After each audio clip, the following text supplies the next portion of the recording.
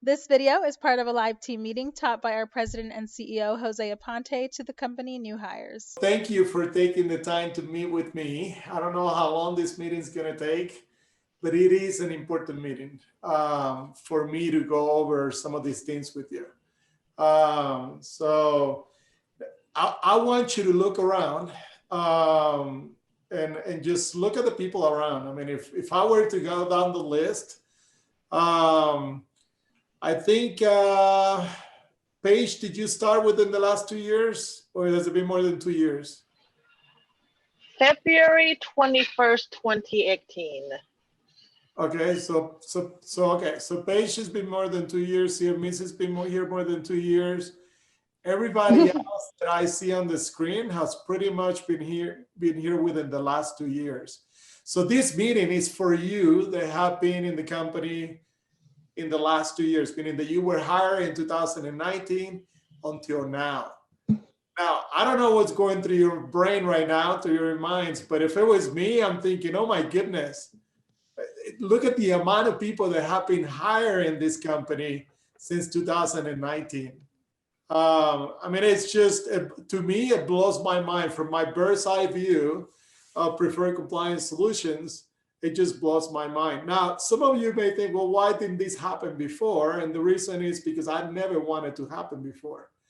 Always wanted a company that will grow at a manageable rate, that will grow slow, no marketing efforts, no efforts whatsoever. Till this day, we can say that we have made no significant or any marketing effort of the traditional at all. Any growth that we experience has been because of the work and the efforts of our team members in representing the company and the word of mouth that has taken place from there. So if you're doubting whether you join a growing organization or not, here's your proof today. I guess is what I wanted to point out. Here's your proof. I mean, all you got to do is look around you and see the number of people that have been hired since 2019. And I think the number were in the 20s, I think it was, or 30s, of number of people that we hired since 2019. So the majority of them were hired towards the end of 2019, leading into 2020. In 2020, we continue to hire people amidst the COVID, the coronavirus, and we continue to have growth and experience growth and are anticipating growth. And we'll go a little bit more about that. But I don't know. I mean, I guess I pick a couple of you, or maybe a couple of you can jump in and share what does this even mean to you to be able to see this in front of you.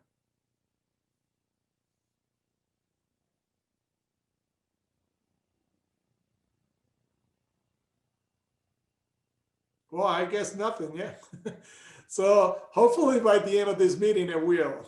So Julia, I think you were going to say something. For me, I'm looking at so many faces that have been hired since I came on board. April of 2019, it's been more than 20 has been hired since I came on board. And the growth is phenomenal. And I mean, I love how we have implemented the weekly trainings, and we continue to revamp all of our knowledge. And I just love being a part of the preferred family. Mm-hmm. Thank you. Well, and you guys, yes, Bobby, go ahead. I just want to say something, because before I started working with you, sometimes I helped you get people from Guatemala and Costa Rica to work for Preferred. And so I'm just happy to see them here, because and in a way, I'm kind of happy that I was like a means for them to get this job so they can work at home. They can have a very good salary being in their country. So that's one of the things that I really like to see, some of the people that I know, international people, having this opportunity. So yeah, I really enjoy that. Yeah. I really love working here. I mean, it was like, I can't believe that many faces that I see here. I feel like Dee. I thought Dee had years working here because of the experience that she has, and so because of the way she talks, and I thought she was been part of the company for many years. I'm looking at so many faces that I realized they're new. Kathy, I'm like, really? So it's like when you start working here, you're immediately part of family, and it feels like that, because I feel like there are a lot of faces that were I mean, they worked here for more than 5 years and here they are. Yeah. So, and that kind of leads to what I was going to jump into next, and that is that that with a growing organization comes the need to hire experienced people. And we could go out there and we can hire because they're lined up waiting to work for us. You know, you mentioned Dee follow us for about 2 years from the time that she applied before she joined our team. And that's been the case with many of you. So people are lined up on our front doors wanting to work with our company, but you know how difficult it is to get a job with our company. You guys know the process that we go through, how lengthy it is. And for people that are unemployed or people that are looking to make a quick change, we're not the type of organization that is friendly to them applying to work with us. So, but there, I can promise you, they're lined up. People are anxiously waiting to come and work for an organization like ours, especially our company. Those that know our company.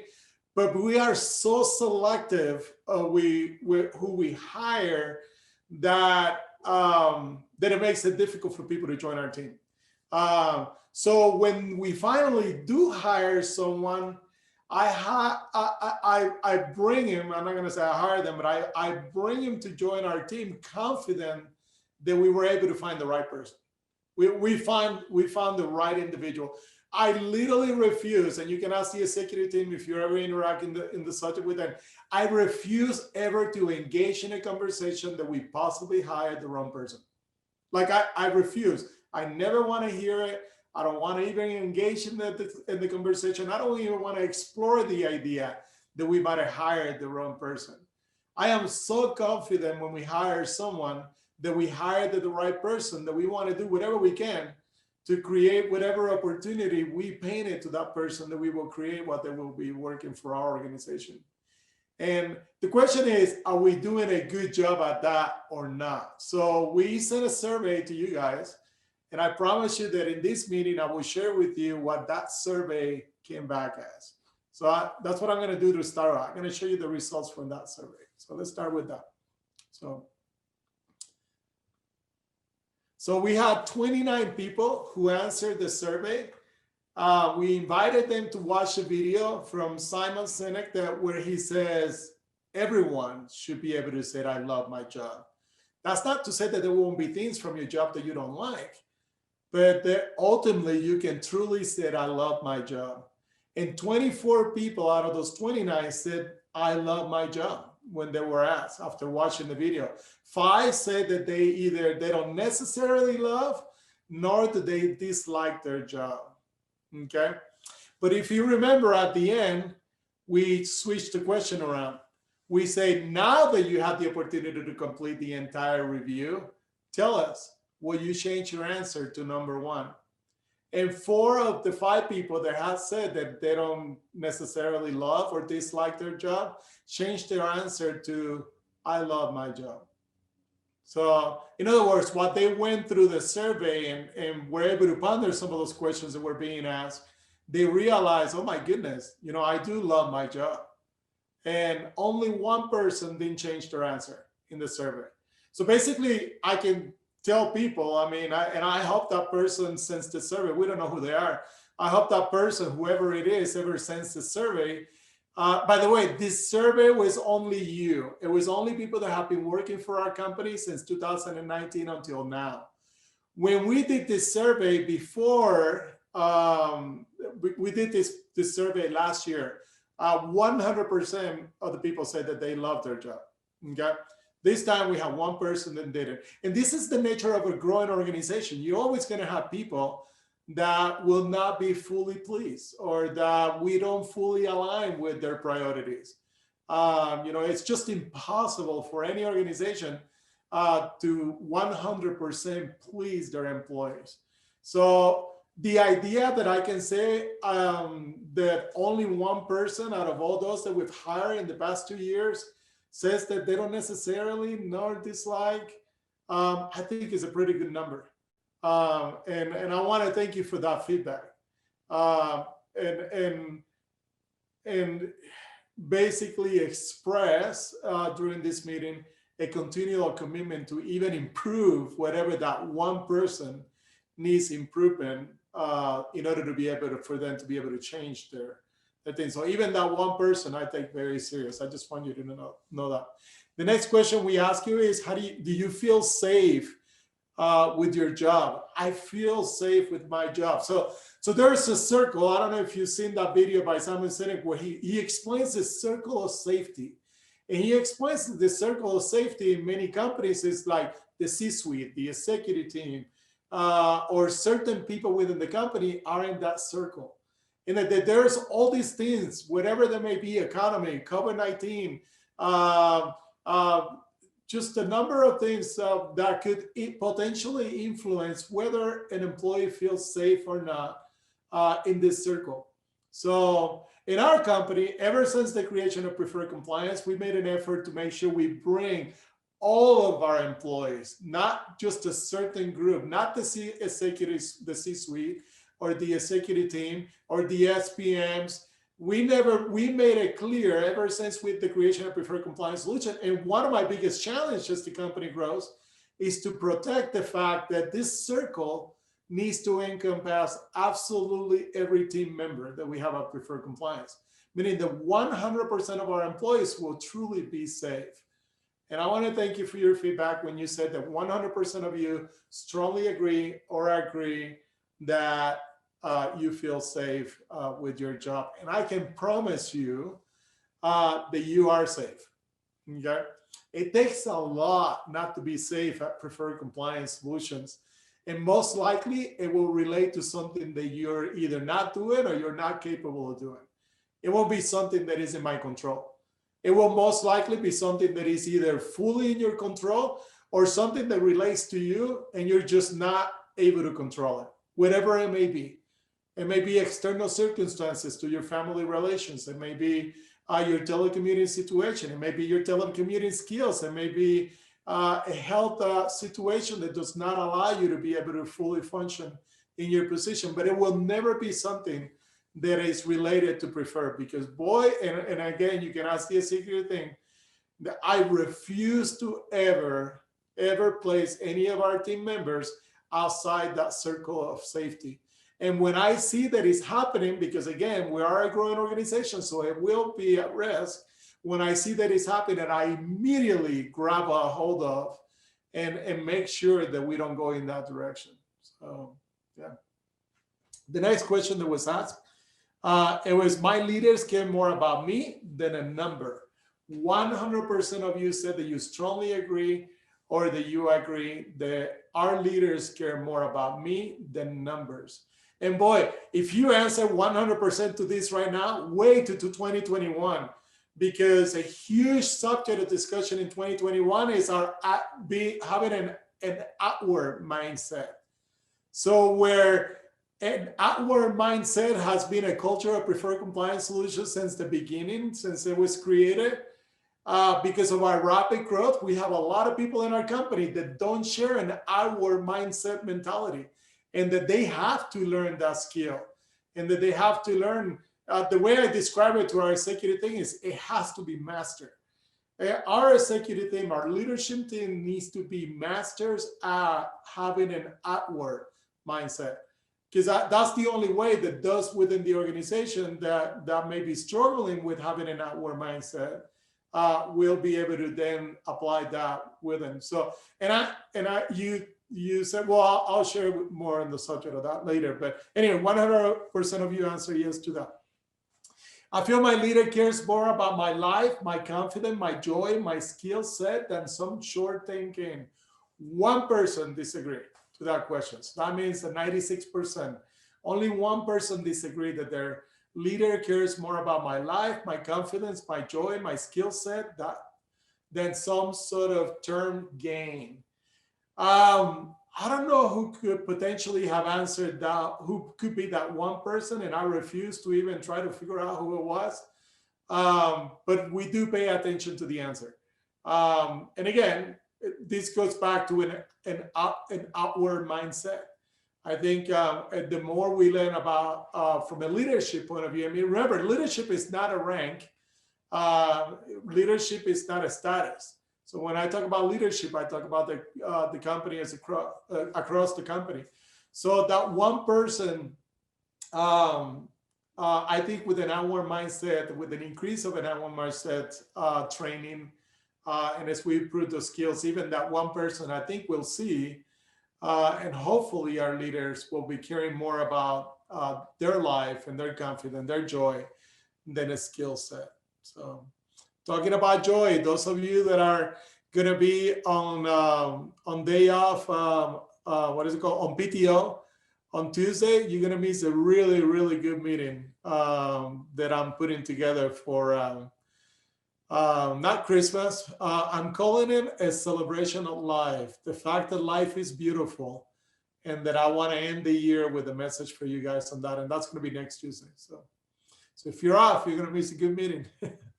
So if you're on PTO.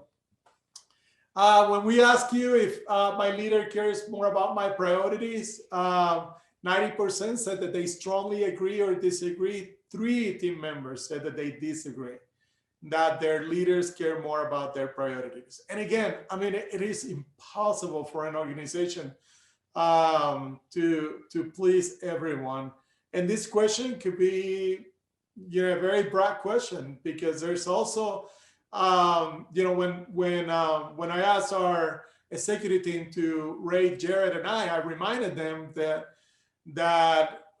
with this rating also comes a self of awareness and responsibility. As I answer this question, I also need to ask myself, you know, what are my priorities? What are my responsibilities? And am I expecting others to take those on for me? But we do want to pay attention to these 3. So it is part of our strategic planning and leadership training. As in, again, but it all goes back to our mindset as well. So do you feel you are allowed to make mistakes and try again? 100% of you say yes, I am allowed to. Just if you notice the coffee spill on the notebook, not in the computer. So you're not allowed to spill it in the computer, but you can spill it in your notebook. But when asked, do you feel you're allowed to make mistakes and try again? 100% of you answer, yes, I am allowed to make mistakes and try again. So, do you understand your role in sustaining and promoting and protecting Preferred's culture? 1 person says no, that they don't understand.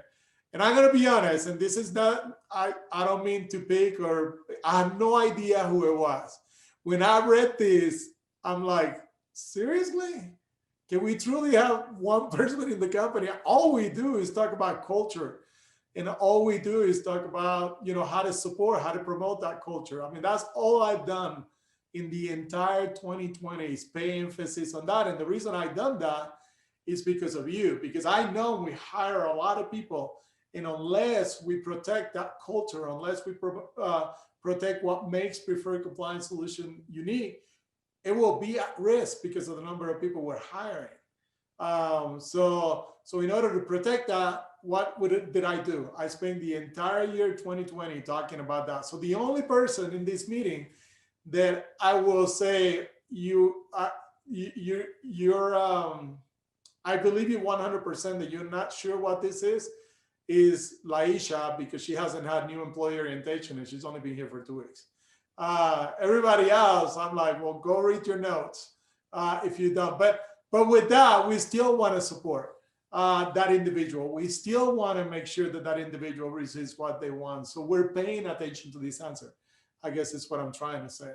So my answer came to my question about really on that previous question, on this question. When it says, have you studied the 7 habits of highly effective people? And the 1 person answered no. So I'm going to dare to assume that they're both the same individual. And of course, if someone doesn't study the 7 habits of highly effective people, they're not going to understand our company culture, because our company culture is founded on the 7 habits of highly effective people. So what are we doing with this? We're providing more 7 habits of highly effective people training for that 1 individual that we don't know who it is. So it'll benefit everybody. But it's good because on the next question, we ask you which of the 7 habits do you feel the need to improve the most? And most of you answered habit number 5, seek first to understand then to be understood, as in have an outward mindset. So it'll be together. So we're actually going to have a training on that on January 5th. The second one was habit 7, sharpen your saw. So we're going to have a training on that on January 12th. A lot of people think that sharpening the saw needs to happen only at work. So when they do it only at work, then it becomes only about work. But remember, I taught you the principle of bringing all of it together, work, life, bring it all to one spot, one side of the scale. So in fact, sharpening the saw, it can't just be about work. It's got to be about life in general, about all those things that sustain a healthy life living for you. So then Carrie already taught us about putting first things first when she did that beautiful training where she taught us about how to use the calendar and how to use Teams to be able to put first things first. We've done several trainings on that subject. So we're not going to do that one again, but we are going to have habit number 6, which is synergize, on January 26th. Now, if during these trainings the subject comes up again, oh my goodness, Jose, I wish we could do a first things first training, then we would do that again. But I know Carrie has, I know I have spent a lot of time over the years trying to teach how to put first things first. So with that being said, we ask you the next question: which of the following has been the most difficult for you to adapt as a member of the preferred team? In the majority of you answer developing a work-life balance, which is interesting because that is the one thing we cannot control. We can't control you developing a work-life balance at all. We can only invite you, we can only provide you the skills, the tools, not provide you the skill, but help you improve your skills. But I will say this, the 2 highest there, which are developing a work-life balance and living with the compass rather than a clock, both of those relate to the 7 habits of highly effective people. So the 7 habits of highly effective people, those 2 are greatly influential to living within the compass and developing a work-life balance. So I feel that as we train on the other ones, it will automatically answer your concern about how to develop a work-life balance and how to live with the compass rather than the clock. But ultimately, it will be up to you. I learned over the years that we can teach and provide and speak all we want about those 2 right there. But ultimately, it will be up to the individual. So we're gonna pay attention to it. We're gonna set some trainings on the subject. We're gonna bring Mike Merchant is coming, and he's gonna teach us how to have an outward mindset as we work as an organization. And that, I think that will answer this concern of those of you that have this concern. I'm going to be honest with you, it is the most difficult thing to do. I think it's easier to learn compliance than it is to learn how to have a work-life balance. And the reason for that is very simple. I mean, work is not the most important thing in your life. And right now you're at home where those things that are most important to your life are always in your face. So of course it's going to be hard to develop a work-life balance, and you can't be too hard on yourself when you struggle with it. You need to force yourself somehow to do it, but you cannot be too hard on yourself when you struggle developing that work-life balance. You need to allow yourself the opportunity to grow. You need to allow yourself, just like you answered, that we allow you the opportunity to make mistakes and try again. You need to allow yourself the opportunity to make mistakes and to try again. I think we're way too hard on ourselves, especially when we start a new job. So the past 2 years for you, those of you that have joined us, have been hard years. I mean, you join a company that is beautiful as anybody may paint it. It's still something different. It is unique. It's distinct. And it took a lot getting used to, a lot of adjustments in my life, a lot of adjustments at home. Not only me, but my family as a whole. I mean, I had to teach my kids that I'm working. I had to teach my husband that just because I'm working 8 hours at home, it doesn't mean that I'm necessarily always working 8 hours. That someone's still taking care of the home. That when he comes from work, from his 8 hours of not having to worry about home, someone took care of the things that happen at home. So just a multiple number of things that are critical that you understand that you had to go through in the past 2 years. And then on top of that, you throw COVID-19 into the picture. And now you have to homeschool your children at home at the same time. Those of you that have children, those of you that didn't have children, you have to deal with the emotional aspect of having a virus around that you have to be concerned about. I mean, it's just been 2020 has been a very interesting year. So you need to allow yourself, again, those two things. You need to allow yourself the opportunity to make mistakes, and you need to allow yourself the opportunity to grow from those mistakes. I hope this is making sense to you. So I want to thank you for your feedback. I'm going to be honest with you. I was hoping to see this kind of feedback. And if I didn't, I would have done whatever it would have taken to fix it. And we will, even with those little ones those little glitches that we have. But this is the preferred culture. Like that whole survey is what makes Preferred Compliance Solutions the organization that it is. So since 100% of our employees, minus one, said that they love their job, I want to hear from you. Why will you tell others are the reasons you can say, I love my job?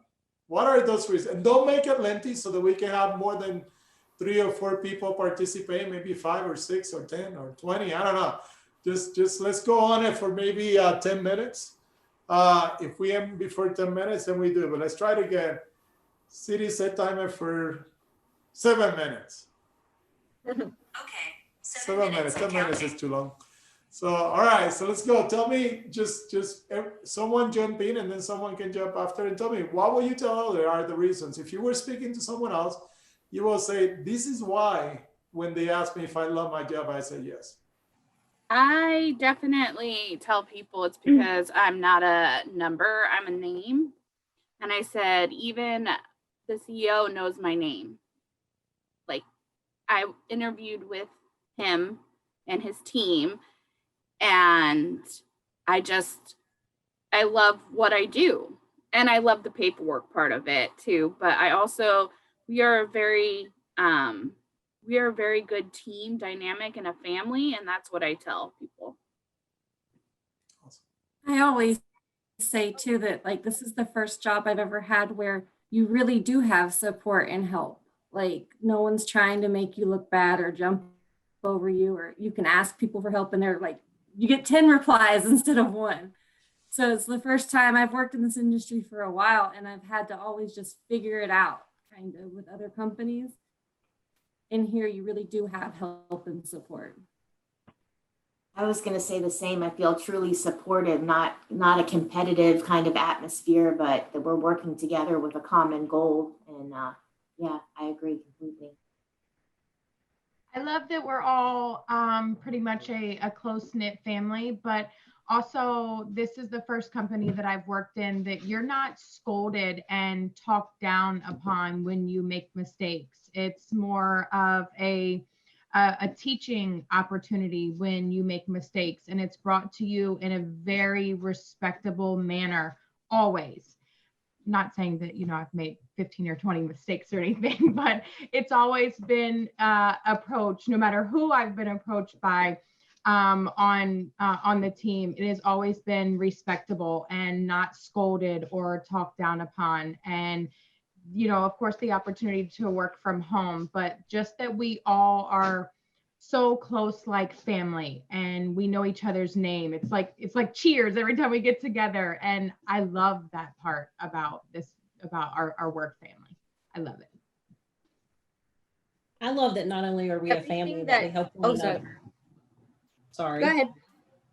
I also like that we get to help others, and we have that teaching moment with our sites, and that we get the feedback from them, and that they appreciate what we do. I mean, you don't always get that feedback, when you're on site. And I like that they appreciate what we do too, and the flexibility that we have, and that we do get to know one another. And, we have that family dynamic.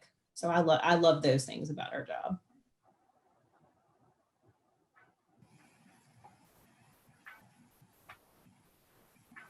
I love that I can go to school full time still and be able to, well, no, I'm not full time, but like I can still go to school and be able to create that still very compatible work life balance. And so I can still finish my degree while having a full time job. It's just so amazing to me. I love how our company cares equally as much about our home life as they do our work life, and that while they promote the work-life balance, they want to be, in a sense, a part of our home life to make sure we're okay at home as well as here, so we can put 1000% into our job. And that's literally what I tell everyone when they ask me about my job. I love the fact that if anything happens at home with my kids or my dad or my husband, everybody is always asking, how's your dad doing? Or how's your husband doing?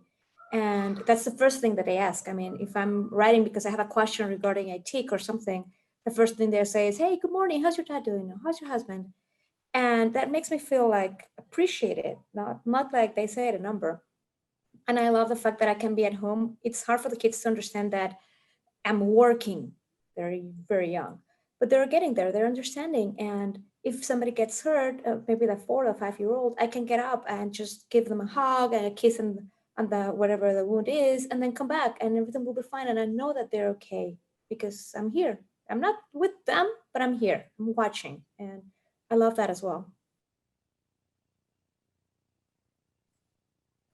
I agree with that too. And I was going to say, just even having the opportunity not to rush out in the morning in the commute, and to be able to have some kind of interaction. If you had a full-time job elsewhere, from breakfast to after dinner, you barely get a chance to, rush them into bed. And before you're starting a new day in the same cycle, you don't get so much quality time. And it's it's nice just to be involved in their lives in the day-to-day.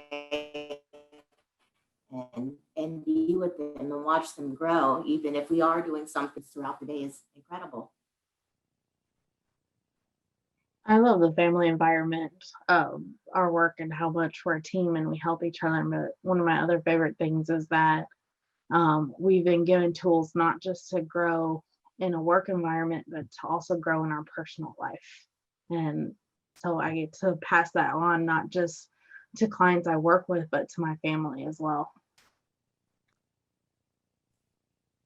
I say that I love my job because it's like a huge breath of fresh air. I think in a time, especially with this virus, where we're maintaining social distancing and we don't have as much as connections that we used to with family or friends, I feel like it's an additional source of positivity that you usually don't get from jobs. And I think that just helps a lot, especially in my life, during stress times where you get that additional support and positivity, in addition to, your family and stuff. I think it's really crazy that even though we're all like in separate areas and different locations, we all feel like so together. Like you just feel like we're all together even though we're apart. And I've never felt more together than I have in any other company than this company. And also, I wanted to mention that I think it's great that we can create our own office environments that we feel comfortable in. Like I'm using a standing desk right now, and it's really great for my back. So just wanted to mention that. Awesome. So it's been 7 minutes. Did anybody else want to jump in before we close this part? I want to say that I love everything that everyone's talked about, but one of the things that I love the most is that we get a flex schedule, and that's something that you won't get any other place. That's just not even an option here, at least here in Costa Rica. That's not even an option, and that's just amazing because it makes you be able to do things you have to do at home without risking putting your job at jeopardy because of having to do other stuff. Instead of having to take time off, you can just take a break, do what you need to do, because here, as you said, we're treated like people, and people have extraordinary circumstances that we have to go to. And that's super important for me. And that's what I love the most. You know, Jesse, if I lived in Costa Rica, I would love the flex schedule too, especially if I was near the beach. So, yeah. Anybody else before we move on? I don't want to miss someone who really wants to share and it was just waiting to jump in. I want to say something. There are many reasons why I love this job, and I agree with everything that the rest of the team said. But I really love the opportunity of helping others throughout my work, even if it's a coworker or somebody at the property or a new applicant wanting to move in quickly. So that's what I love the most, and the fact that every single day it's an opportunity to grow as well. So I love that. Awesome. Thank you, Sylvia. I've Okay. just never been so happy in my work life. I'm so glad to be here with you guys and be a part of this. Changing and growing every day, personally and professionally. And I've never been so connected to a group of people that I've only known for a month and a week. So it's just wonderful. I've worked in companies where I've been all over in different properties and with different people and never connected with them the way I connect already with everyone here. Thank you, Amanda. Because I like to share just two things with you before we move on to the next subject. And that is, years and years ago, Jared and I were having lunch. And Jared shared something with me that just struck. I mean, it just hit really deep, because I had not even thought of that ever. And we were working together. Jared was not part of the preferred team at the time. There was no preferred compliance solutions at the time. And he said, Joey, because he called me Joey. So says, Joey, I really would love to build a company that will just bless the life of many people. And at the time we were talking financially, but never in my mind did I believe that I could build a company with the support of many people that will bless the life of so many people. You know, at the time we were talking perhaps about more numbers of people, but it was irrelevant to me even today when I think about it. But the fact that we have this many people that have been blessed by the opportunity, and blessing come in different ways to different people. So when I use the term blessing, it doesn't necessarily need to be a religious annotation, but one where the individual and their own circumstances have found themselves better than otherwise. And I want to thank you for the gift of trust you give me. I don't take it lightly. You can ask my wife the number of times I just can't sleep, just thinking about our company, and not thinking about work, but thinking about the lives of the people that our company influences. When COVID-19 hit, when it was in the news, I knew immediately I needed to take control of the atmosphere within our organization and not allow the talks in the news and the media and the feelings of what's happening in the community to influence the opportunity that we created in our company for everyone. On behalf of your families and on behalf of our clients and on behalf of those that are looking for a place to live. So I'm very humble, not prideful, but I'm very humble that we've been able to develop the type of company that we've been able to develop. Did I want to grow at this rate? Never. It was never a priority of mine. It just happened. The demand has been there, and it just kind of fell into our laps. But looking into 2021, if this is the growth that we experienced even during a pandemic, you can only imagine the growth that we could experience as we take control of this pandemic. So again, I want to thank you for your trust. but at the same time, I want to outline certain things that we're going to do in 2021 that you want to be aware of, and that as you look for opportunities within the organization, it's funny because I went to someone in our company very not too long, and I said, hey, why didn't you apply for the SPM, for the LPM position? And the response back was, I'm fine the way that I am right now. I'm not looking to grow spiritually within the company. My family priorities are such where this is what I need right now, and I'm not looking for more responsibility right now. My daughter Heidi, she worked for us for 10 years before she said, you know what, now I'm ready to grow within the company. For 10 years, we came to her multiple times with different ideas, and she was like, no, my priorities are different now. I'm not looking necessarily to grow right now. I love the opportunity to be with my children and what the company offers me in the side of safety as it relates to what is priority to me right now. But earlier this year in 2020, she came and said, if the opportunity is there to do X, I would love the opportunity to do this. And it didn't happen for months, for 6 months, it still didn't happen. 7 months, actually, it still didn't happen. But eventually the opportunity was there, and because she had thought of the idea, we thought, let's try this and see what happens. But again, 10 years. So I don't want those of you that are a preferred compliance solution for reasons that are personal to feel some type of responsibility to grow. I don't want you to feel like you got to reach to X or Y or Z point that don't align with your priorities just because of whatever. But there are those of you that do want those opportunities and do want to take advantage of those. And the ones that don't should feel guilty because they don't. Heidi never felt guilty over the years. So again, you just got to balance what those priorities are. There's something I want to share with you that but I want to bring it to light, and that is we are an advisory and a consulting firm to the affordable housing industry. And what we do is specifically review files.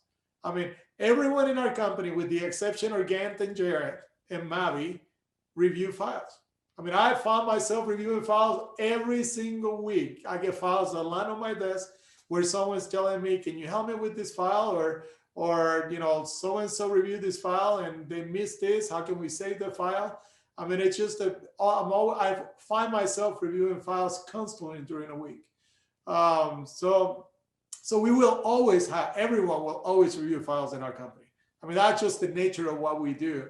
So I want you, with that thought in mind, I want you to watch the next video. But before I go there, does anyone have any comments or observations that you want to make or questions so far? No, we're doing good. Did I lose everyone's brain yet? Where they're like, okay, Jose, please get this over with. No? Okay, so watch this video with that thought that I just shared with you. It's a really neat video. And I want us to talk about it when it's over. I want to see what caught your attention from the video.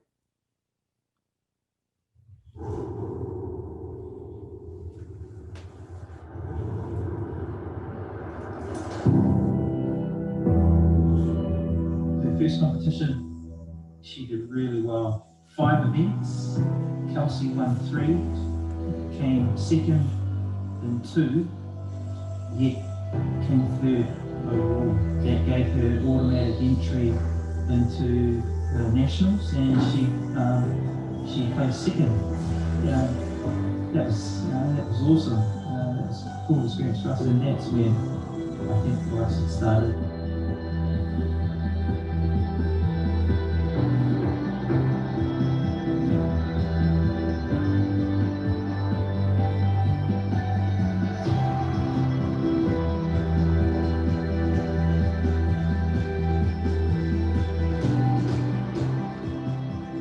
I've been weightlifting for about 2 years now. When they opened up that gym across the road from the legend, that was somewhere where we could go and train, because in the beginning, we'd train down in the back of the house. So when it was raining, we couldn't really do much. So when that came out, go down there and then see like the other family down there, and they'll kind of support me when I'm doing it. They always ask me when I have competitions next. I always want to come. But then my best kind of experience one was when I went to Papua New Guinea last year. That was pretty cool. I was like on stage in front of heaps of people. We all went up to my mother-in-law's house and put it on the big screen, and we had everybody. Like the house, the lounge was jam-packed. Got all the uncles, aunties, and cousins. So recently, the Olympic Weightlifting Association thing, they emailed out to Dad or Mum about the like a development team for the next Commonwealth Games. Yeah, so over, I think it's 4 years, they'll keep track of me and like maybe send some programs, or I don't know what they'll do, but so hopefully in 2020 is a possibility. She's just broken more and more records at each competition. And so we think, oh, well, might as well carry on. Keep doing it. Well, when it's with family, it's better when you beat them, because you can rub it on for ages, and when it's people that you don't know. Because it's all about love and understanding the family. And if we can sort of resonate and fuse them together, it makes a strong and a whole person. So Calcinum and the rest of the kids in the gospel will be, they know their culture and where they belong. Helps to keep our children grounded and the things that are more important, in life. And for us, that's the church first, culture second, and then anything else we can fit in after that.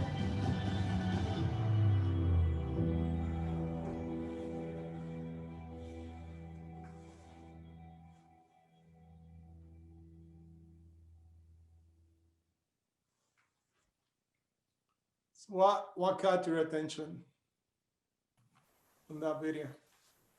I liked that they really emphasized her dad and her uncle both said that you need the family support to be able to do things like that and in any way, and that they have to have that support and the background, the foundation to be able to build off of it.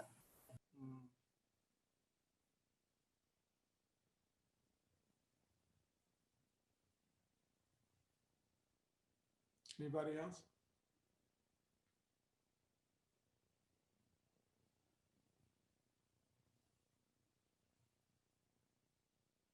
Nobody else? I couldn't really hear it for me. Hard to hear. Yeah, so I kept trying to get closer to my computer, but I couldn't hear it very well. But it looked, from what I saw, I love the dedication to it and the family support, and that's pretty awesome. Yeah, and with their accent, it was hard to hear too, to understand a little bit. So I love at the end when they say that they put church first, culture second, and whatever else we can fit after that. And I thought, oh man, talk about a family. And he was sharing that in the context of what they do to keep their children grounded. And I love that because what he did is he shared what was most important to them.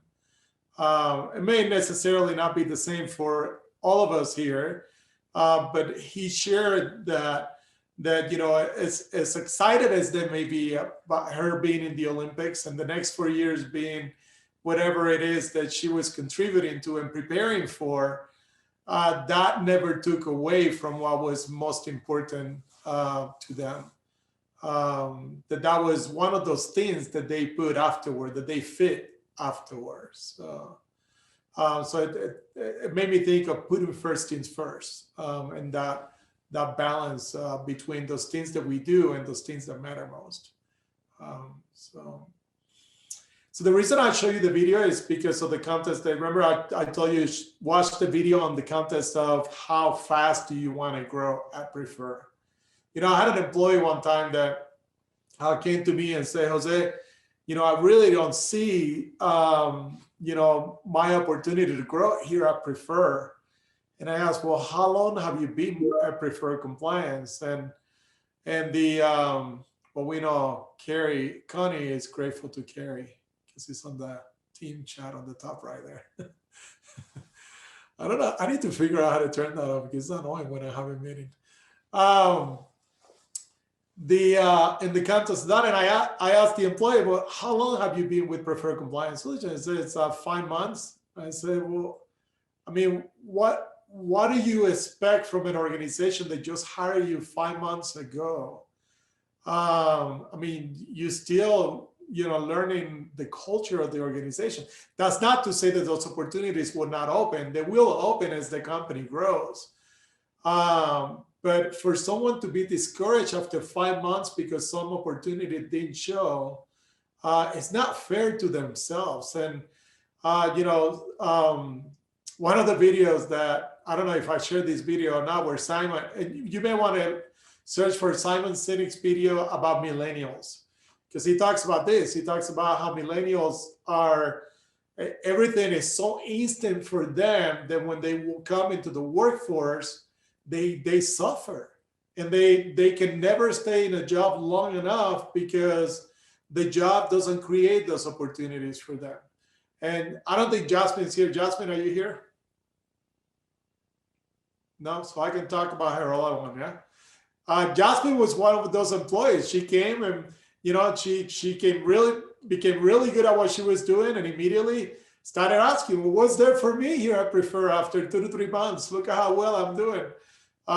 So that's not to say that those opportunities are there, but I think you're a little unfair to yourself if you don't allow time to grow, and if you don't allow yourself to prove yourself in other areas that the company, or mature, I guess I should say, into other areas that are critical to the organization as well, other than just the file reviews, if that makes sense.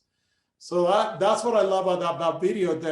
Did you notice how she laughed when she talked about, I guess they want to keep track of me for the next 4 years.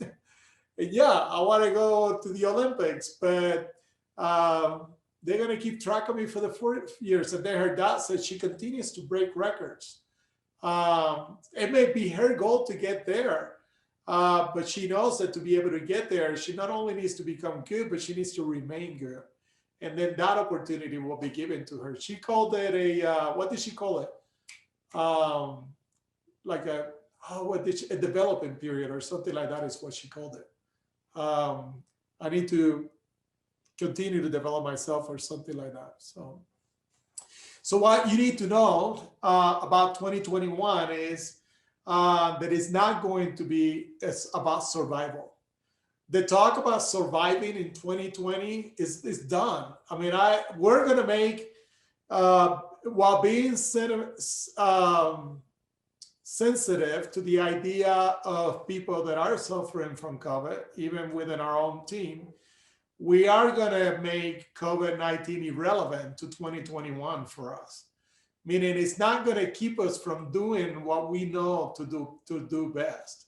If anything, it will complement what we do. I mean, we were already a telecommuting organization, so what people are struggling with is our strength. So for us to say COVID is affecting us is not realistic. It's affecting our families, but it's not affecting the company, at least not yet. So we're not going, it's not going to be about survival. It's not going to be about what we individually or as a company can do, but it's going to be about exploring what we can do and finding out just how big this company can get. Okay. To do that, there's 3 things we're going to focus on. We're going to change the conversation. We're going to innovate how we connect with others, and we're going to accelerate growth and results. Okay. So a lot of the discussions that are taking place, and you've seen a lot of my emails, you've seen a lot of communication. I mean, I have digged myself into this subject for months, preparing for 2021, but more in the past 3 weeks. So we're going to change the conversation completely. We're going to innovate how we can connect with others, and we're going to accelerate to be able to provide results. Who here has heard the term infinite mindset? Has anyone heard the term infinite mindset?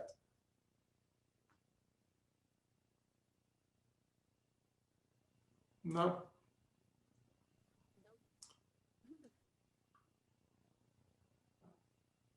Okay. Well, let's watch a video by Simon Sinek and see what he teaches about an infinite mindset. I'm gonna go I watched this video 10 times already, over and over and over again, and I have so many notes on it. If you see my notebook on this, just on this video, it will blow your mind. I'm gonna fill my water while you guys watch the video, but pay attention to the video because I want us to talk about it. I don't want to have one of these, what did you learn from the video and no one's talking. I want, if we can have at least 4 or 5 people who comment on the video, that'd be great. So here we go.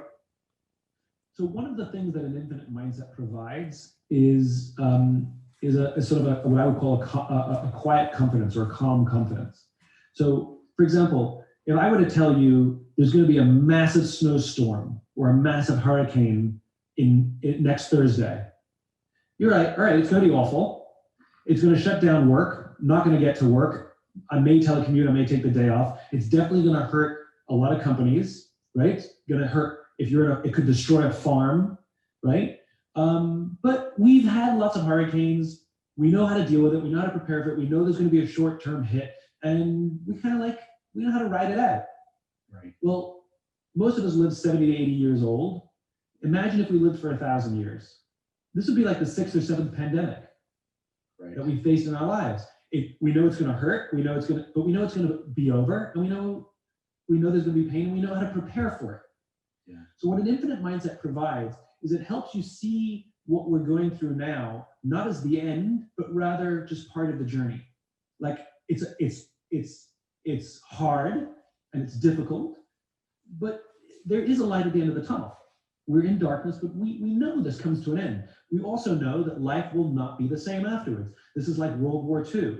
It's like the way life was before World War II is not what life was like after World War II. The way that life was before this pandemic will not be what it's going to be. When we talk about going back to normal, there is no going back to normal. Yeah. As a friend of mine called it the other day, which I like, we're going back to abnormal. Yeah, yeah. It will be different. We don't really know how. But this is, what's really important to remember is this is not without precedence, which is we have gone through things before that have shaken the business world, sometimes forcing companies out of business. What do you think the internet did? I mean, the internet, put a lot of companies out of business who couldn't adapt to a new business, to the new change, and it created new businesses. And some businesses were forced to adjust, some proactively and did very well, some defensively, and they're still trying to figure it out. Streaming put all video stores out of business.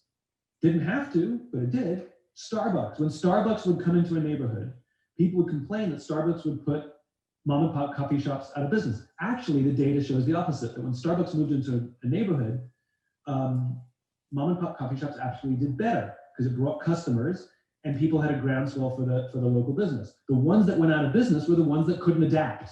Mm-hmm. They still had that old ripped up couch because they had a monopoly on coffee shops. And when Starbucks came in with nice clean stores, they simply complained about Starbucks and they went out of business. It's like taxis complaining about Uber. An app doesn't put you out of business. You can have an app to hail a taxi.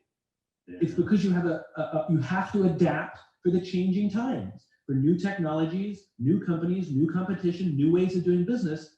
And if you don't adapt, you die. Now, that's not universal. Some companies, like video stores, some companies, this is just too much to bear, and there's very little we can do. But to think of this in terms of what skill sets do we have, what is our why, and how else can we bring that to life? This is way more sudden than the internet. It's way more shocking. It's way more unnerving, but it's not new in business. We know how to do this. I read of, I'll tell you 2 stories. There's a restaurant in New York City called Res Dora. It's a pasta restaurant. It's a relatively new restaurant. It's only been open about 9 months. So they're still they're still making a name for themselves. And of course, when New York City issued the order that restaurants could only be 50%, These guys saw the writing on the wall. They could see that this is going to get worse. So they immediately started to adapt their company. So instead of firing all the waiters, saying, well, we don't need waiters anymore, they changed everybody's job. So all those same waiters are now packaging food and organizing online orders and call-in orders, which, by the way, they had to develop. This is a high-end restaurant. They didn't deliver food. They had to immediately figure out how to do that. But the point is everybody kept their job because they changed their jobs. So just as the company had to adapt, the people had to adapt as well. The people who said, well, I'm only a waiter, well, I got no job for you. And so what we're experiencing even in our own company, which is we're forced to adapt. We do live events. Well, that doesn't exist anymore. So I have somebody on my team going, I'm only going to do live events. Well, I got none for you. Right. So we have to adapt as individuals as much as we have to adapt as companies. I tell you of another pizzeria in Chicago. Of course, 70% of their money came in from selling slices. Well, that's done. Not sustainable. So what they recognized is they have assets. They have resources. They have a pizza oven. And so what they did is they started ordering medical grade, industrial grade plastic that their oven was hot enough to heat. And they started making face shields to sell to hospitals. Wow. So they're using their pizza oven to make face shields because they can get the oven hot enough to melt the plastic. Wow. I mean, genius. Yeah. Now, when this is all over, they may go back to selling pizzas or they may have two businesses.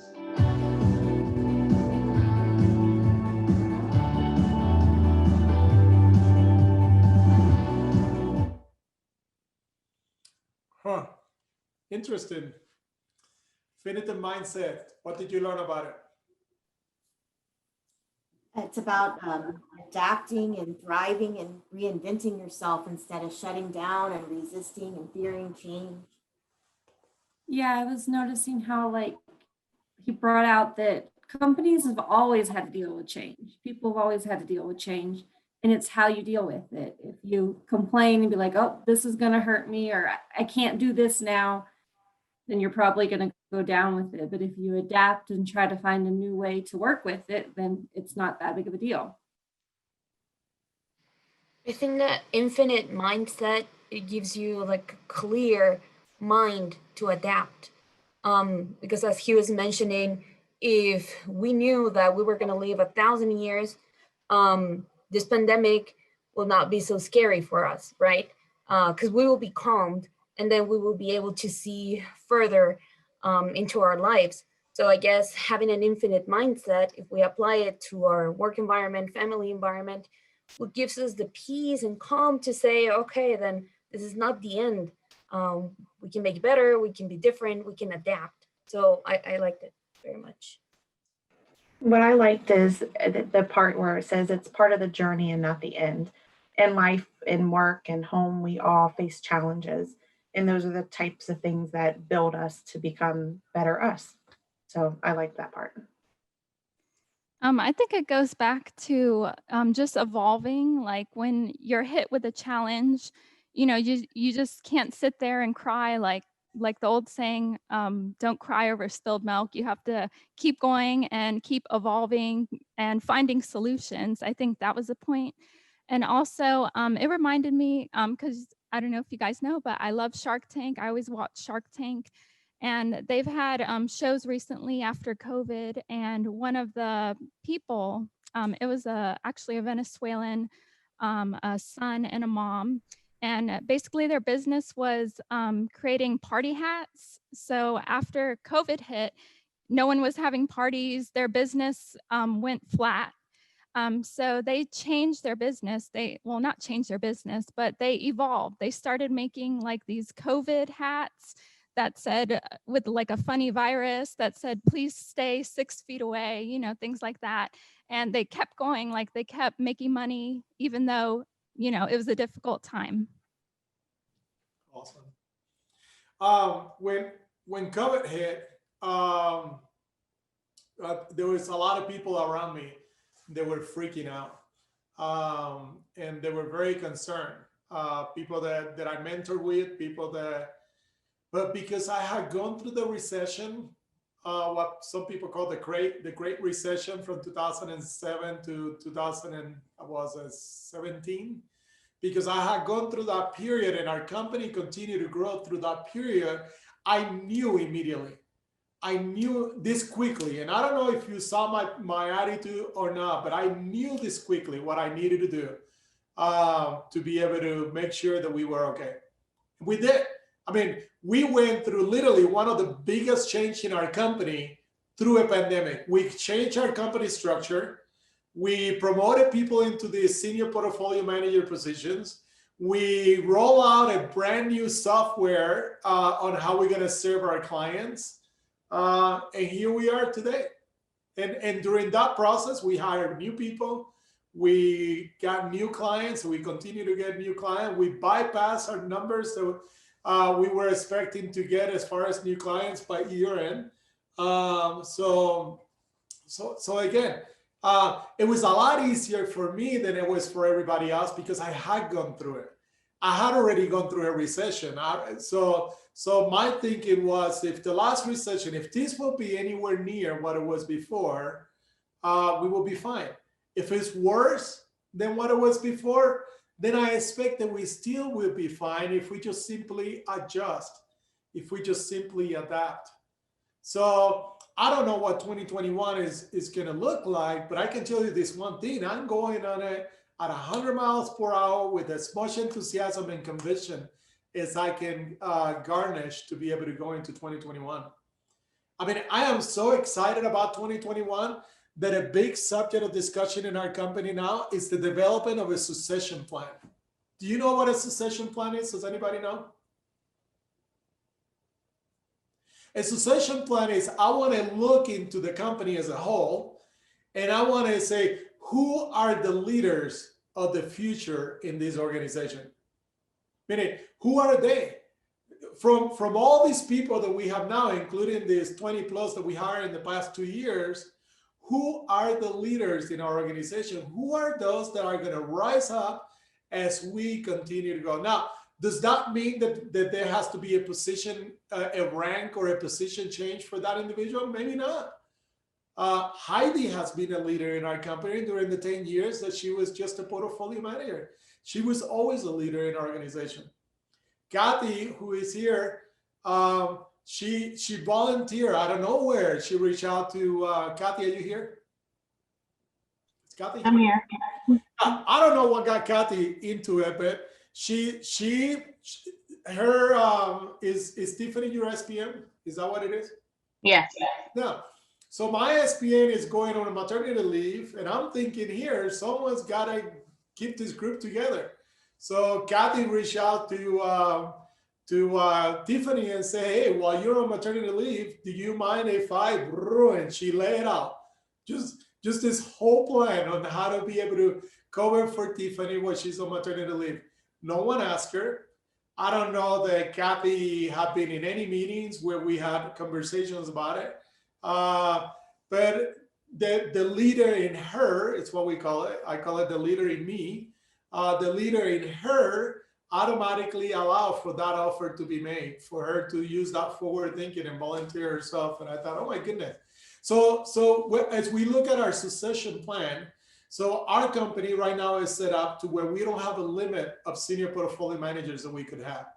Our company structure could even change altogether in 2021. We don't even know. I'm going into this strategic leadership meeting with my mind just completely open to all the innovation we can possibly garnish, all the changes that we could possibly bring that will accelerate our growth.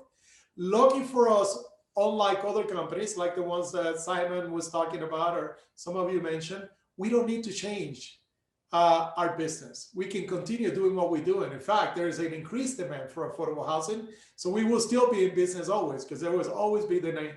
The question is, what do we need to do better? What do we need to do different that will enhance what we already do, that will complement what we do? So that's how we're going into this meeting.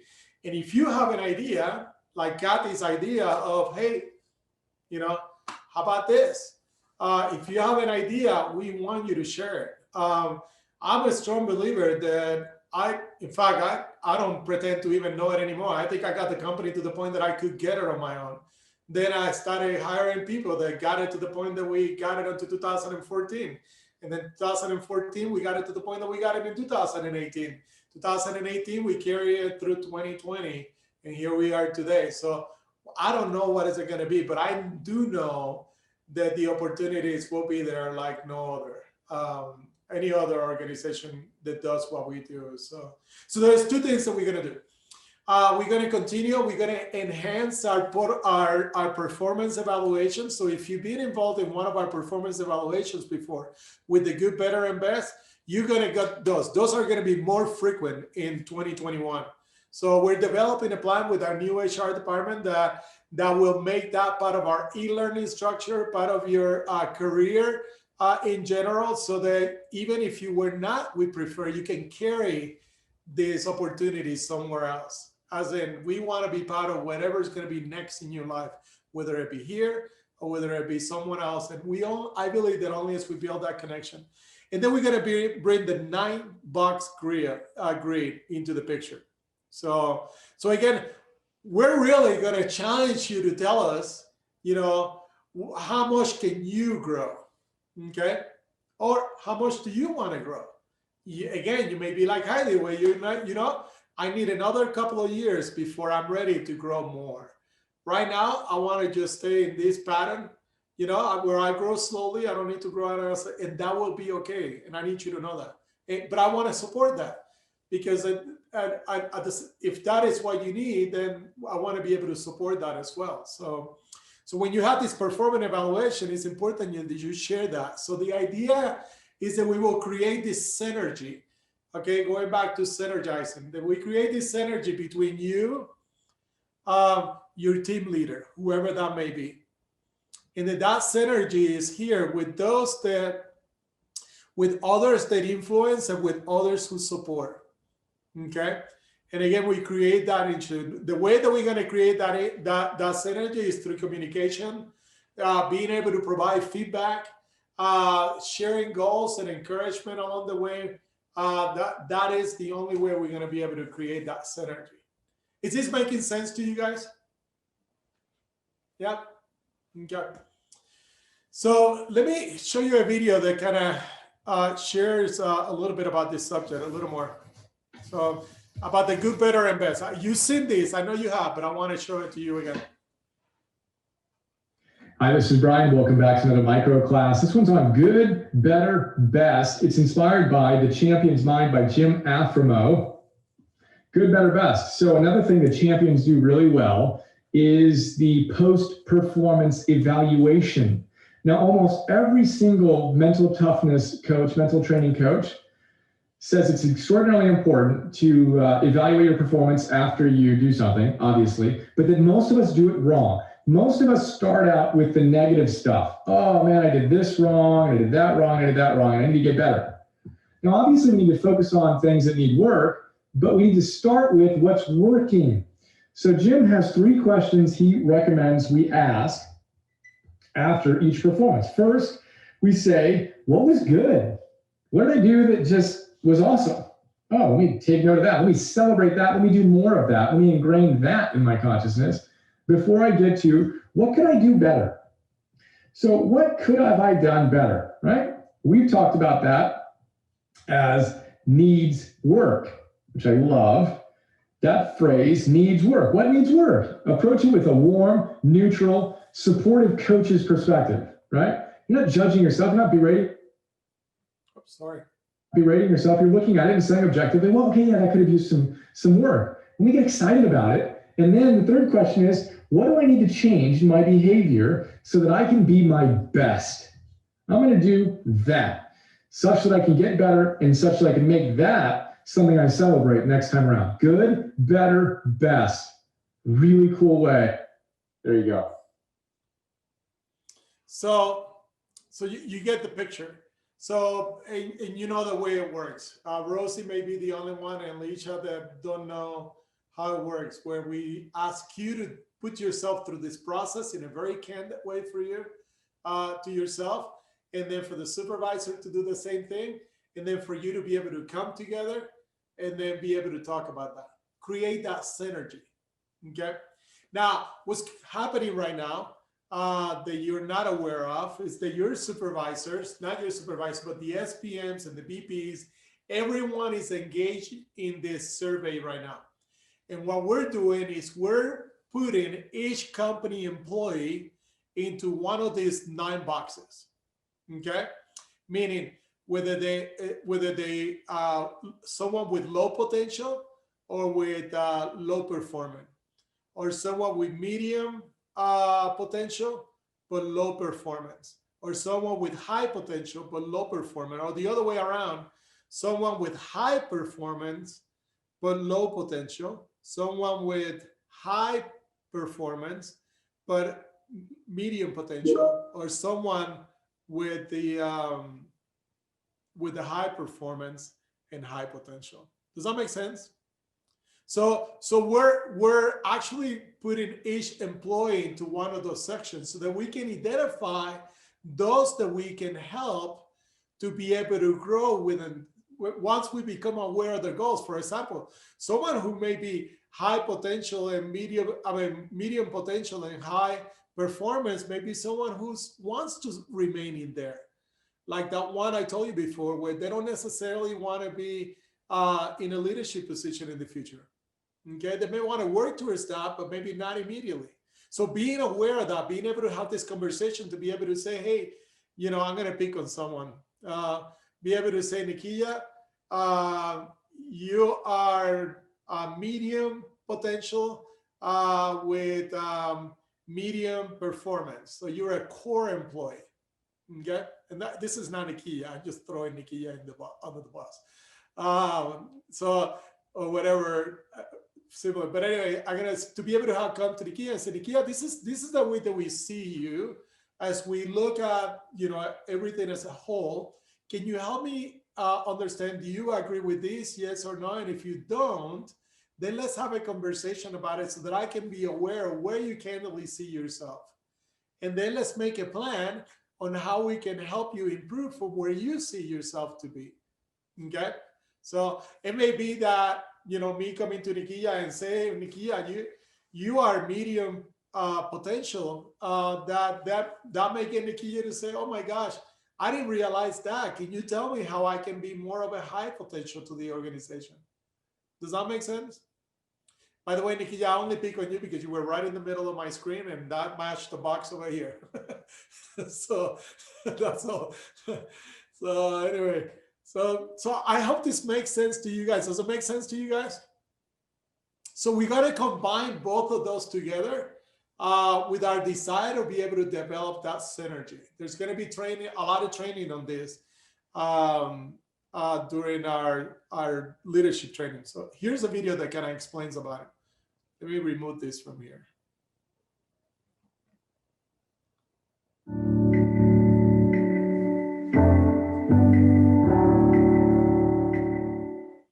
Today, I want to introduce you to the 9 box. This particular 9 box is on succession. The x-axis is about performance. The y-axis is about potential. You can use this construct to plot your leaders and volunteers and actually help develop a plan for them to get them to the next level of leadership. Let's take a look at one of these. So, for instance, if a person is high potential and high performance, those guys are ready to become leaders now. The next area that I would focus on is in this whole section. This section is the next up. These people are on deck for succession. The problem is they have a few things to work on before they get into this now category. What you can do with them is help them based on, on who they are and where they are, move toward the now. Finally, you have all the people out here. They all have their own issues. A person with high potential and low performance, you don't know if they're a poser or a prodigy. So help them to focus and master the competencies that they've been given. They may be new, they may be unchallenged, but it's up to you to help them move forward. I've given you the construct. What are you going to do about it? I love the end. So the 9 box by itself does not work. It just doesn't work, especially for an organization like ours, where we're so close to our team members. So the 9 box by itself doesn't work. What works is to be able to bring it together with our performance evaluation taking place more than just once a year.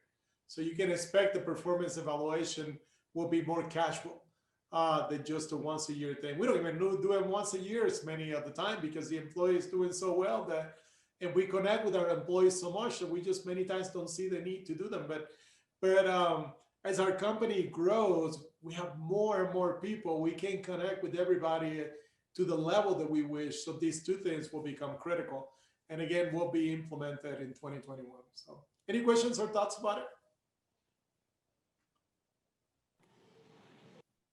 I think it's really cool. I think it gives us the confidence of being able to grow, or like you said, just stay a while where we are and then grow later. But it helps us to be okay with whatever decision we make, and it helps us to be okay with that, knowing that the company will support us in either direction we take. Yeah. Notice that he talked about people that are ready to be leaders now, and those that are on deck to become leaders. But remember, I told you leadership is not a rank, is not a position.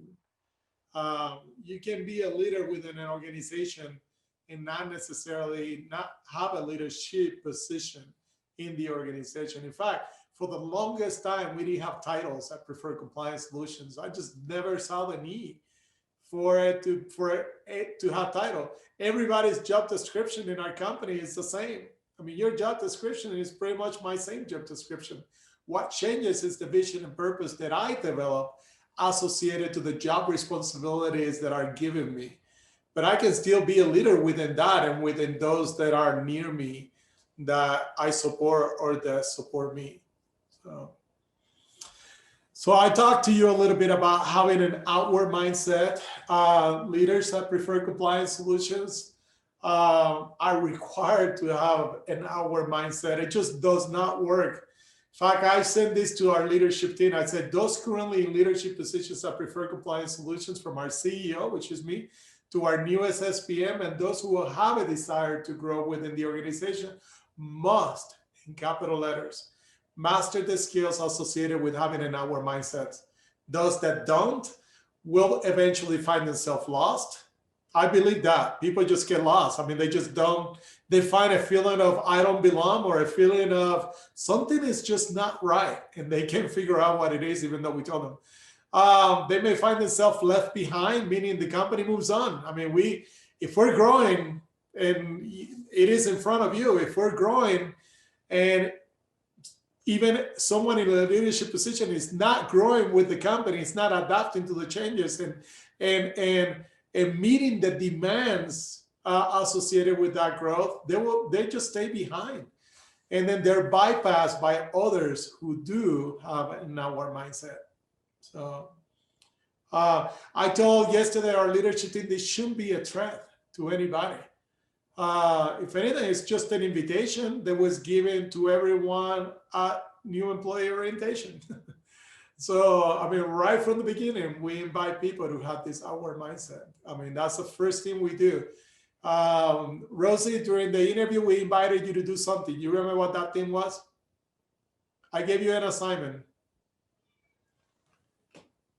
I asked you to do something, and I said, you need to do this before your first day of employment. What was it?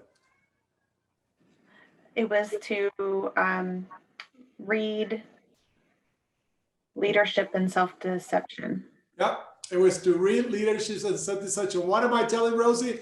Rosie, you have no clue the type of organization you're joining. You need to have a clue, because here at Preferred Compliance Solution, we have an outward mindset. And the only way I can get you to have an idea of that before hire is if you read this book. That's what I was telling Rosie before she even started working with us. It was a wonderful book, and I've told so many people to read it. It's a life changer. I'm sure you told your husband, the first one, honey, you want to read this book? That was the first person. You need to become more outward. My wife tells me every day. So here's a video on an outward mindset. Welcome. We're going to be looking at how our mindsets shape everything that we do. Just think about your interactions with the people in your life, both the people at work and the people at home. And notice in your experience that in every moment, we operate from one of two mindsets. Now, with one mindset, we see the people around us as people. We're curious about and we're interested in other people because other people are important to us. We see their needs and their goals and their objectives. And when we see and we're interested in other people, we tend to go about our lives and our work activities in ways that are just more naturally helpful to other people. Now, of course, we've all had the opposite experience. We've all had times when we just don't seem to see other people. Times when we're just not curious about the needs and the objectives of the people around us. In these moments, other people aren't really people to us. Other people are more like objects. Now, when we don't see others' needs and objectives, all of our activities, everything that we do, tends to be about us. It tends to be self-focused. Now, we might be really well-intentioned, but we just don't see our impact on others when we're inward because we're not taking others into account. The difference in our experience with other people, moment by moment, depends on our mindset. When we look outward and we see other people, we have what we'll call an outward mindset. But when we approach life concerned primarily about ourselves and our own needs, we have what we'll call an inward mindset. Just as we've all had our own experience operating from these two mindsets, we've also each had our own experience interacting with people who see us as people or who see us as objects. And we know what it's like to be with other people who have an outward mindset. We know what it's like to feel really seen by others, to be with other people who take us into account. And of course, we all know what it's like to interact with people who are just inward, people who don't see us as people. It's a very, very different experience when we don't feel seen, when other people don't take us into account. Just take a moment and identify those people in your own life who have seen you as a person. People who have been curious about you, interested in your needs and your challenges and your objectives. What impact did their outward mindset have on you? Just be on the lookout, pay attention, look around you, and try to notice those individuals, both at work and at home, that help other people feel seen. Observe them. See what you learn from them. Pay attention to how other people respond to them. And see what you notice. Good luck.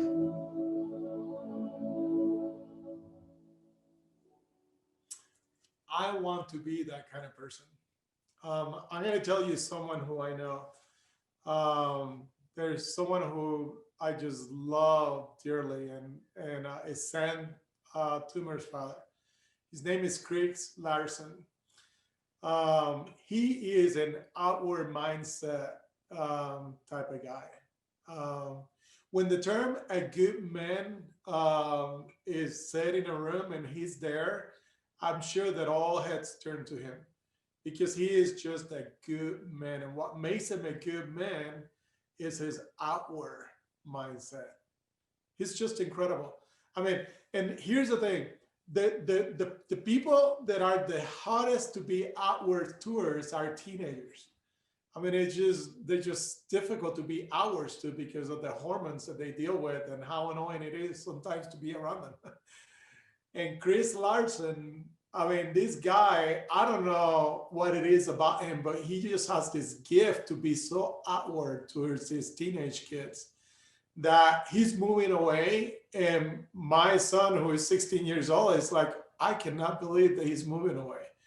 So they're moving this weekend. Like, my son is sad to see a 50-year-old man moving away. And I'm to myself, man, you'd be celebrating if I was moving away. And you're sad that he's moving away. So That's who he is. And every time I met people like that in my life, there's another one. I don't know if you all remember Camille. No, what you guys don't know Camille. Maybe Paige knows Camille Clark. She used to work for us till about maybe a year or two ago. Maybe Sam K. Did you get to meet Camille? No. Well, I know Kaylin and Gen know Camille. Camille's parents are like that as well.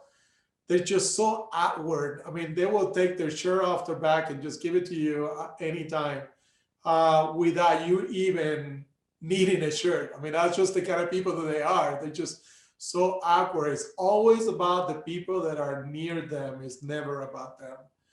And then they have found themselves the most blessed. I don't think I know anyone who is beloved by more people than Bruce and Sherry Clark. I mean, they're the kind of people that everywhere you go, I mean, I literally moved here and I have a neighbor that lives 5 houses down from me that one day we're having a conversation and he's like, oh, I lived in California. And then I said, oh, I lived in Florida. And I had no clue how the conversation got to that. We got to mention Bruce and Sherry Clark, where they were best friends for which Bruce and Sherry Clark. And I'm like, well, they're my best friend. They're not your best friends. They're my best friend. And I'm like, no, they're my best friend. No, I don't think you understand. They're my best friend. Everyone thinks that they are. I mean, they're just incredible, inspiring people. And I always tell my wife, in fact, when I met Bruce and Sherry, we met them at a Valentine's party one day. And we were, I think I must have been 24 at the time. And we're having a game about what couples do that annoys the other couple. And when it got to the Clarks, Sherry says, there's nothing that annoys me about Bruce. And Bruce says, there's nothing that annoys me about Sherry. And my wife hits me on the leg like this and say, why can't you be more like Bruce? I look at her and say, oh, okay. So the joke has been for the past 27 years, 25 years, the joke has been, I want to be like Bruce. That's always been the joke is I want to be like Bruce. I don't know, Bruce is like, in his mid 60s, I think he's 63 or 64 right now. So I always tell my wife, hopefully by the time I'm 63, I can be like him. So anyway, just thought I shared that with you that I had those people that have inspired me and those people I want to be like, and I hope that you have those people in your life that inspire you that way. All right, one last video before we close. You ready? Yeah. Here you go. So the most common question I used to get was, what about these millennials? And I did a video and answered that, and that question went away, which was kind of good. The most common question that I get now, every single time, the most common question is, what if I believe in the infinite mindset and senior leadership is so finite-minded? What do I do? Well, if we adjust to an infinite mindset, we accept that we can't change people, right? We can only change our own behavior. We can't force senior leadership to change, especially if we have no direct contact with them. But we can choose to become the leaders we wish we had, right? So the whole idea is to work within the system you've got, of course, but to say, okay, we're going to build an infinite-minded team. And so amongst the people you work with, and it doesn't matter if you're in a leadership position or not, remember, leadership has nothing to do with rank. Leadership is the responsibility to take care of those around us. So you can take care of your boss too. Hey boss, you okay during this COVID? How are you? And start embracing those practices. You know, if the organization doesn't have a good just cause, tell your team what your just cause is and say why you love this job and how this job is helping you advance your just cause. Start building trusting teams. Start making the people you work with feel like someone has their back, that someone cares about them as human beings, that you create a space where they can be open and honest without judgment. You study your worthy rivals so that you can be a better leader, but also ask the team, what other teams inside the company are better than we are so that at certain things, so that we can become an even better team. Not because we want to beat them, but because we want to improve. Build that sense of constant improvement into the team. Be willing to change certain things. You know, very often companies do things because that's the way they've always been done, but nobody's ever asked, does it have to be done this way? And nobody ever asks, can I change it? And very often the answer is, we don't know why it's done this way, and yes, you can change it. Ask the questions. I tell you one quick funny story as a side about asking questions. Long ago when I had a job, I worked at a large ad agency, and it was a fairly common experience where my boss would come into my office and say, the client wants this by Wednesday, get it done. I'd be like, it's impossible to get this done by Wednesday. And he would say, I don't know what to tell you. You have to get, the client wants it by Wednesday. So one day I called the client and I said, hey, I got this thing that you asked for. When do you need it by? Because they said you have to have it by Wednesday. And they went, no, I can have it by Friday or Monday. That's totally fine. It's because somebody said, when do you want it? They said, Wednesday? And we went, okay. And then the point is, ask a question. Sometimes we have more flexibility and more freedom than we think we do. And then what ends up happening is you build this wonderful high-performing team. If you have an open-minded group of leaders, even if they're finite-minded, they're going to look at what you're doing in your high-performing team with higher loyalty, better relationships, and they're going to say, what are you guys doing down there? And they may want to learn from you. If they're completely just in their own world and short-term metric-driven, they'll just leave you alone because you're high-performing. And eventually, some of the people will leave that group and go join other teams. They'll either move on or get promoted out, and they'll bring everything they've learned and they'll take it to those teams, and they'll build high-performing, infinite-minded teams. And eventually, the tail wags the dog.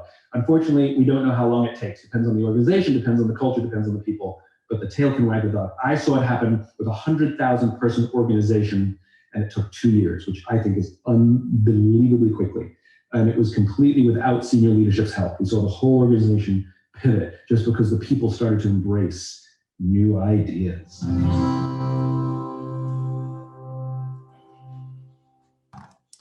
So that's my invitation to you.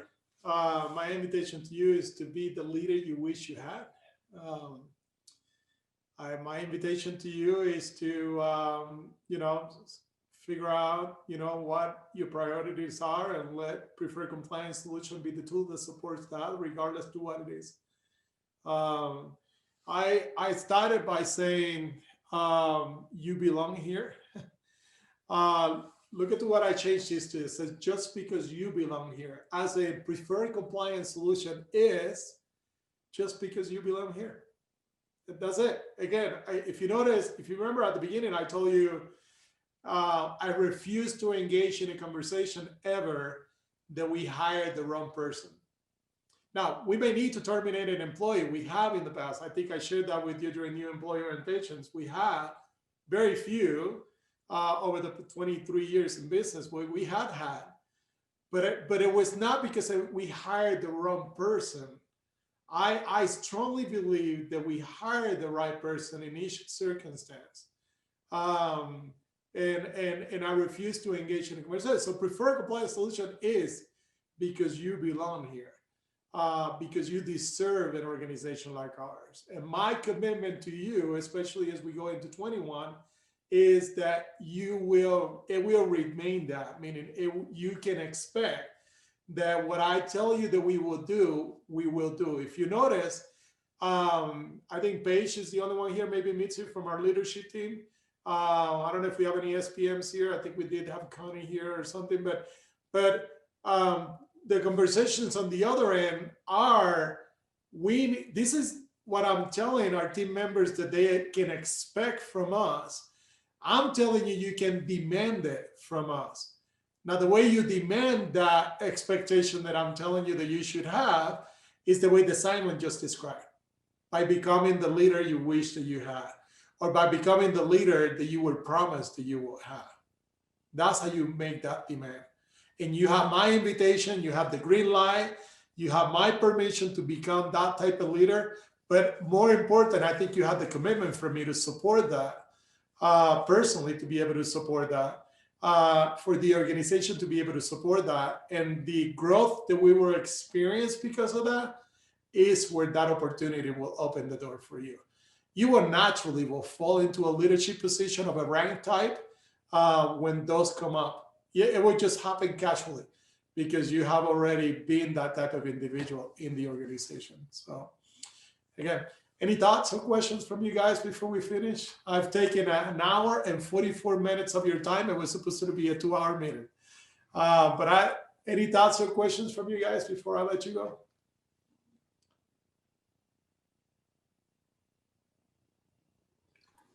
Thank you. This is awesome. Yeah, this was very motivational. Thank Yes, you. very. Good. All right. Well, thank you, everyone. I hope you have a beautiful week. If you're on PTO on Tuesday and you have nothing to do during our team meeting hour, you want to join.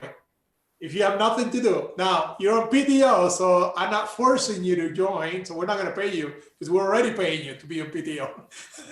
But if you have nothing to do and you want to feel, again, it's not business related at all. It's all about the fact that life is beautiful, and my hope to share that concept with you, with the hopes that the next few weeks of your life will be nothing but beautiful. So, all right. So if you have time to join them, join, at least for that 1 hour. Okay.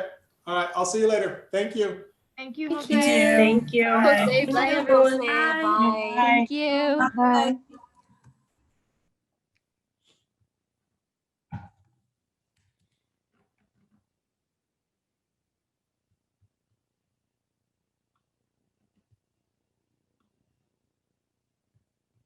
You waiting on me, Paige?